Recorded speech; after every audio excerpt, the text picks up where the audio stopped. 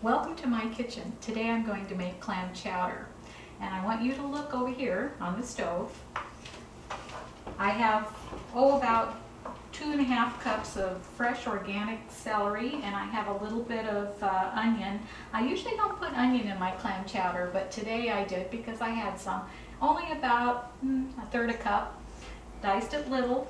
And we want to saute it in some light olive oil just until it becomes translucent. You can see I've got a couple of little dark ones in there. You don't want to brown your onions. You want to get it just to where it's pre-cooked a little bit. Now I'm going to add this to my broth later on. More potatoes than I can keep in one bowl right now. Okay, so we figured 1 potato per person that's going to eat the clam chowder. Now, the truth is I'm just making this for John and I tonight. Are we still rolling, sweetie? Yeah, but you're not looking at the right camera. I'm not? Which one am I supposed to look at? This one? I'm going to melt the butter and then add the flour to make a nice roux. This is basic cooking 101. You want to make a sauce? Use your fat and then your flour. Now you can use olive oil. I've tried it before, but it's not as good, but you can do it. If you want to use maybe a cholesterol-free margarine because your family is watching that, by all means do it. It'll probably be just fine. I'm using real butter because we like the extra flavor. And then we cut back where we can in other areas. But I would say in general, this is a clam chowder that's fully loaded because I'm going to be putting some bacon in it later on. This is a treat. We don't have clam chowder all the time, but we prefer it homemade when we get it because even with the bacon and the butter, it's still better for you than what you can get out of the can at the grocery store. Okay, my butter is melted. I'm going to start adding my flour. Today, the amounts I'm making are just for John and I. And I'll make a little bit extra because I'm going to give the broth to some neighbors.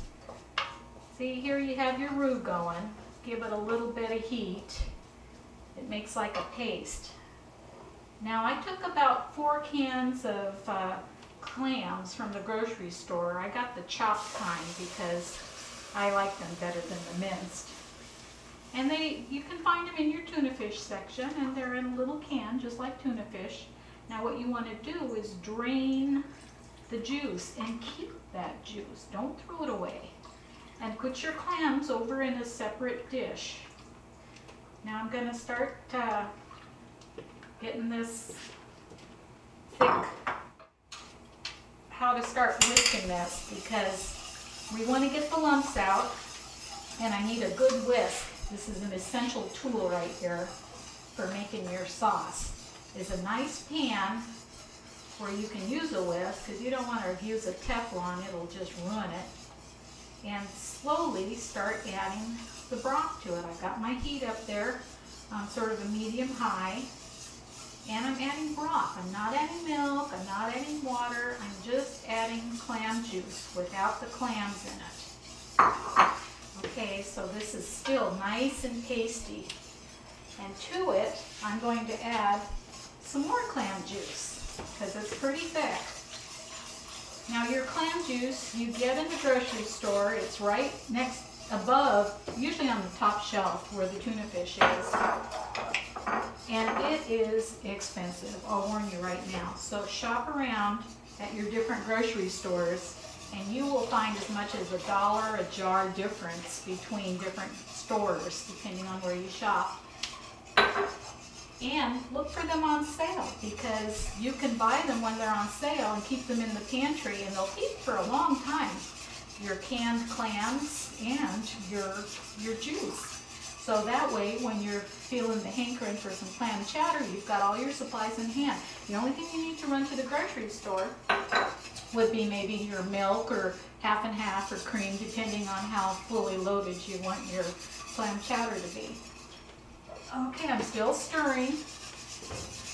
Don't want to let this go by itself for very long, but we will bring it to a nice boil. And that way it's going to thicken And that's a pretty good amount for John and I, especially considering we're going to add some kind of milk or cream or half and half to it at the very end. But this is our basic broth, and this is where our flavor is. The secret to a good clam chowder is not to add too much milk, because then you will dilute the flavor so much that you might as well just make cream of potato soup, because there won't be much clam flavor to it, except for the little nuggets of minced clam that you find in it occasionally.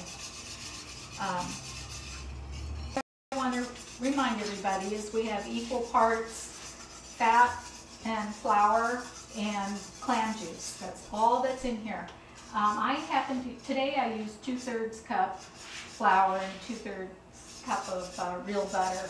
And I've been stirring it. I gave it the taste test and it was good.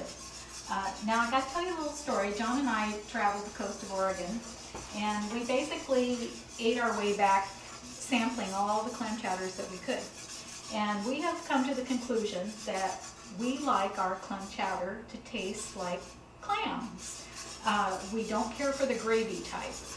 We've also been to several clam chowder tasting events in our community, and we always vote for the ones that have nice chunky ingredients, like I'm going to show you right here. We have the celery and onions, and those are all organic, and to us, organic tastes better. It really does, particularly the celery. We also have organic potatoes that we're going to be putting in it, and organic kale. So, like I said, we want our clam chowder to be thick and have flavor, but not to taste like a cup full of gravy. So here we go. I did taste this and it's right on. So don't add any salt to this. It's salty enough the way that it is. I use the salted butter that you get from the grocery store. The juice of the clam has enough salt in it. And besides, some of this broth is going to my neighbor Andy, and he doesn't want the extra salt in it either. Everybody can salt their own once it gets to their bowl. They can put their own salt and pepper on it to their own taste. Nowadays we have so many people that can't have salt. Okay, this is starting to thicken. It doesn't matter if it boils. It's not like a milk mixture where you have to be all worried if it's going to boil. And no, this will be fine. This is going to get nice and thick as it cooks in the crock pot. Okay, you can either let this boil or just before it boils. The point is it's thickened and it's good and hot. Now I'm going to add it to my crock pot. So very carefully transfer your juice to the crock pot. Okay, so that fills up my crock pot about half full with a wonderful base. And to that base, I'm going to start adding everything else. Now it's that simple. The only time that it actually took was chopping up the things this morning. So I got up and in my pajamas, I came out here first thing when I woke up, chopped up some celery and onions, put the potatoes on to boil, and chopped them up. Now I did peel my potatoes. It's rather important. You can use any kind of potato you want, but it's better if you peel them. Today I happen to use organic russets. I also pre-cooked my bacon early this morning, and half of it John and I had for breakfast. The other half I set aside and chopped it up to throw in the clam chowder. We like it because it adds a little bit of something special. We like the saltiness of it and the flavor. If you are on a salt-restricted diet, of course, don't put it in. You can also put parsley in it instead of kale. I like kale. I have organic kale. I think the flavors of the potato and kale together will make this taste really special. Right now I'm going to go ahead and add the celery and onion mixture. We are almost done assembling it. Welcome back. I want to give you another close-up of the ingredients that are going inside the clam chowder today. I mentioned we had organic russet potatoes that are peeled. I've cooked them up. Now how many do you put in there? I figure one for each person. Now since we already know I'm taking some of this to Kathy and Andy's house, I made a little extra. but you figure roughly 1 medium potato per person if you're just making for yourself and your husband. If you've got a family of 5, then put 5 potatoes in it. The liquid amount that I showed you earlier with about, 4 cans of clams and 4 cans of clam juice will be adequate for this many potatoes. I also have a little bit of bacon. We don't need a whole heck of a lot, just enough to give it a little something extra and a surprise so that the kids will say, there's bacon in it, because they like bacon. Now I have some kale. This is organic kale. Just a little bit, whatever you've got on hand. Chop it as finely as you can.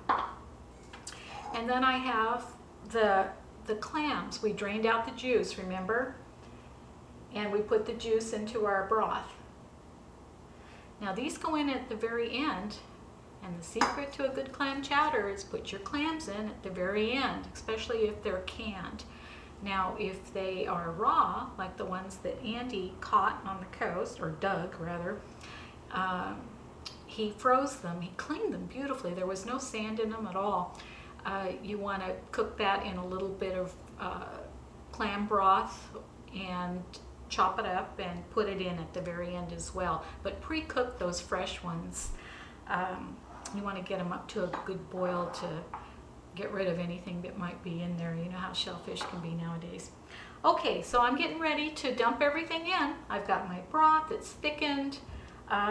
Everything except the clams are going in. I'm going to put the top on the crock pot and forget about it. So join me over at the next station. A little sourdough round I picked up at the grocery store. They don't always have these, but they had them this time, and I thought, ooh, why not? Okay, so there's just 2 of us, and instead of each of us eating a whole little mini loaf to ourselves, this little top round is mine, and the big one is for Papa Bear, because he can eat more. He's a lot bigger than I am. We're going to scoop this out and serve our clam chowder inside of it. I think,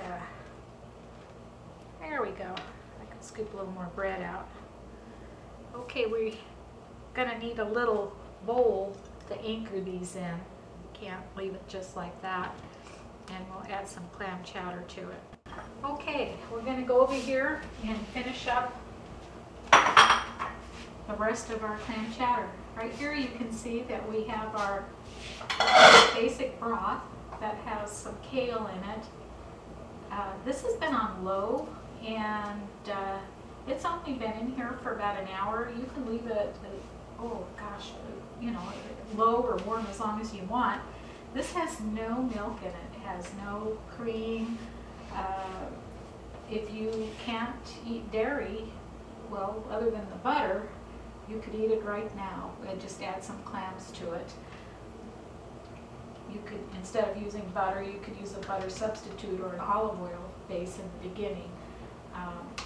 Right now, I'm going to add some cream to it, so I'm going to go over to the fridge and pick up some cream.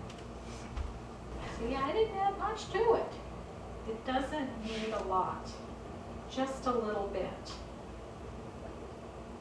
And now I'm going to add the clams, as promised, the last ingredient. I've had these in the fridge, so you don't want to leave them out all day. Keep them refrigerated while your crock pot's going. And that's about 4 cans of clam that have been drained, and we've added the juice of it into the base of the stock to get it going. And folks, there you have it. A wonderful homemade clam chowder ready to go. And John and I are going to enjoy this, every morsel of it. Well, there you go. I hope you enjoy this segment on homemade clam chowder. Don't be afraid to make it. It's really not that hard. It took very little time, and particularly, the prep time, it's not long at all. So come back and see us again for our next Hippy Dippy Tippy cooking show. Bye.